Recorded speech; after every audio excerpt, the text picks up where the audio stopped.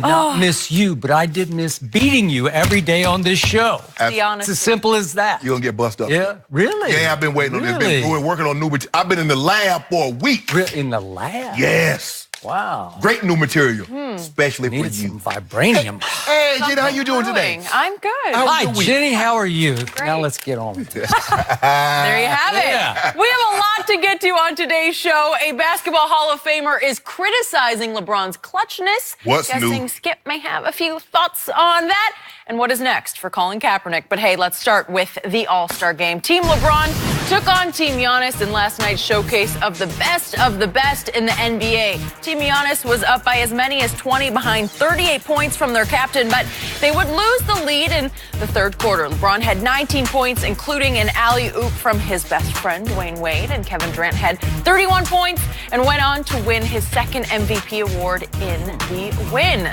Shannon, what was your takeaway from last night's game? GM LeBron prevailed once again. Really? It was all but... Don't he know how to pick up skill? Just like he drew it up. Who had the first pick? Whoa.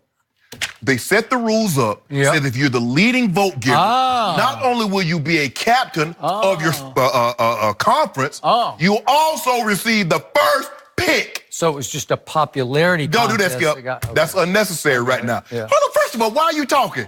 It's not your turn. It's my turn. Jenny said it was my turn. No, Maybe I misheard. Okay, before I was so rudely interrupted, LeBron, the general manager, which he's going to be one day, he's going to own a team also. He will definitely own a team. He know how to pick them. Yep. 2 years in a row. I hope he knows how to pick them better than Michael Jordan knows how to pick them, but that's all another Play basketball better than Michael Jordan too, but that's neither here nor there. We'll debate that at a later time, Skip. Later. Can you please stop interrupting me? Skip. This was almost a recreation of last year because we saw Team LeBron fall behind his Team Steph last year. And guess what happened? Same thing. But I want to give that bench unit, that shock troop, Dame Lillard, Klay Thompson, and Bradley Beal, they could not miss midway through the third quarter. True. They got them back in the game because all you can hope for in a game of this magnitude, Skip, is that the game be close with about 5 minutes left in the fourth quarter, and now you get an opportunity to see that it's more than shooting threes, more than layups and dunk, that guys all of a sudden start playing passing lanes. All of a sudden, guys get back in defense. All of a sudden, guys take defense serious. And lo and behold, we got that. Old Dame Lil, old Dame Dollar, yap. Old Klay Thompson say, yap. Bradley Beal started giving it to him. And then, Skip, at the fourth quarter, my guy came in, number 2. Oh, what? He started cooking. I have a lot to say about that. it. You didn't say anything. Right now, you didn't say it. Oh, he got cooking in that fourth quarter early on. He's like, let me hold this thing down. Because when these old big whales, these old big guns come back in there, ooh, it's going to be over everything but the shouting. Interesting. Klay Thompson and Bradley Beal and Dame, they got him back in the game. You mentioned 12 players already without mentioning the player. No. How did you do this? Whoa, Skip, hold on. You had to really go out of your way to navigate. No, because here's the thing. Because it was a 5-point lead, and then my guy, best player in the NBA, GOAT, James, that is, hit that ridiculous step back in Joel Embiid's mug. Walk up. And then Kawhi. What did that make him from 3 for the game? I was just curious. Whoa. We'll get to that in a minute. We'll get to that later. I'll let you bring that up. But anyway, he hit that ridiculous 3 in Joel Embiid's face. And then old Kyrie, closer, dished that thing up to us, and we tomahawked him down. Really? So what was a 5-point lead was a 10-point lead. And guess what? Game, set, match, Team LeBron. And our team, Team LeBron, got $350K. For our favorite local charity. LeBron was slapping 5 with all the High kids. five it is. It was great. And KD was magnifico. Oh, that's all you got? In the fourth quarter, he can't miss. I mean, look, this game is tailor-made for a guy of KD's skill set. When they're going to play first of all, even if you play great defense, the dude is 7 foot tall, shooting the ball at an 8.5, 9 foot arc. So you got no chance of blocking it. So if you play minimal defense he got cooking. And then all of a sudden, he started doing things that you normally see other guys do in the All-Star game. He have a 2-point, say, nah, I feel too good. He run behind the 3-point line and let it go. fall away threes. When he got it going like that, I said, "Oh yeah," I started sitting back there. I got me some old butter popcorn. Yeah, I had some caramel it. corn. Yeah, I had caramel corn last night. Got to watch that stuff. That I ain't watching nothing. I was watching. What you think I do with all my food? I watch it when I eat. I'm like, yeah, I'll eat some of this. Oh, you're watching. Yeah, I'm watching all of it. Yeah. But anyway, Skip Bayless, again, the general manager LeBron James team. He did it again. 2-0. Really, 2-0. Way to go. 15. Did you know this? He was a 15-time All-Star. Straight starts. 15 straight. Really? Yep. Are you finished? Go ahead. I think it's my turn now. right. So the obvious takeaway for the rest of the world, except for the world right over there around that seat, is that Kevin Durant proved once again he is the best player on the planet. Case closed. When the stakes are the highest, when the biggest stage games are on the line, when the money is pushed to the middle of the table, who starts taking the biggest shots? Who starts making the biggest shots? And who takes you home? Kevin Durant takes you home. That's back-to-back finals MVPs. That's his second All-Star Game MVP. And this one came courtesy of going 4 for 4 down the stretch of the fourth quarter, including all 3 of his threes. He threw in a couple of rebounds down the stretch and a big block down the stretch. He just took this game over the way he often takes the biggest games over.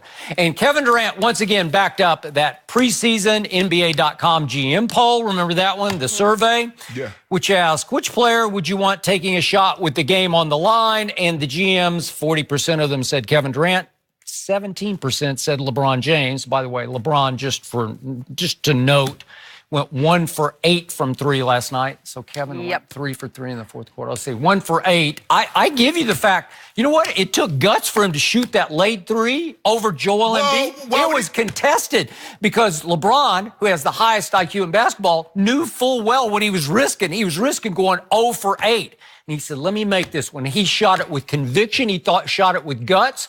He shot it with courage because he knew he needed to make 1 3 in the All-Star game because it is Team LeBron. And he prides himself the most on shooting those threes, especially the ones he shoots all the way from Akron. Yeah, right? The ones he's been shooting for the Lakers all the way from... And making them. The Bay Area. Is he making them? He'll make like 1 out of 5. Don't do that, Skip. He's shooting 37%. He did go 1 for 8, so I give him the 1, but I'm giving Kevin Durant the night because he proved once again he is the baddest man on the planet when playing basketball. He is the baddest man playing basketball on the planet. He is a 7-footer who has range up to 35 feet, and he just shoots it so effortlessly. He's just shooting free throws. Rip, swish, rip, swish. Okay, I want to ask you one question. You said by Kevin Durant winning last night's MVP of the All-Star game, he proved he was the best player. So LeBron winning it last year proved he was the best player? Because they came from 11 down last year and LeBron got hot. But I didn't hear you mention that when we came in on Monday and talked about what this win meant for LeBron James' team. Back-to-back finals MVPs went to Kevin Durant, taking over 2 game 3s in LeBron's house. Oh, did you? Wow. Hello. But you said, in my state, opening salvo. I like that word, salvo. I mentioned Klay Thompson got cooking in the third quarter. Oh, I also mentioned Steph Curry got cooking. Jenny, did you know Steph Curry and Klay Thompson are Kevin Durant's teammates? I did. I'm glad you brought up Steph Curry. I am one of the biggest Steph fans on the planet, and I will reiterate the fact. I'm a Steph Curry fan, but I'm also objective about it. I said before the draft I would take him over Blake Griffin. I think that proved true, but I cannot tell a lie about Steph Curry. What did we see last night, right on schedule, in a big game? It's a big stage game. Yeah. I know it doesn't mean anything, but it means a lot to the pride of those players. Sure. Their reputations are on the line. And what do we see consistently from Steph Curry when big games are on the line? We see him come up smaller than he actually is at about 6 feet 3 inches tall. And Mr. Sharpe, in the fourth quarter, that was Steph Curry's game to win.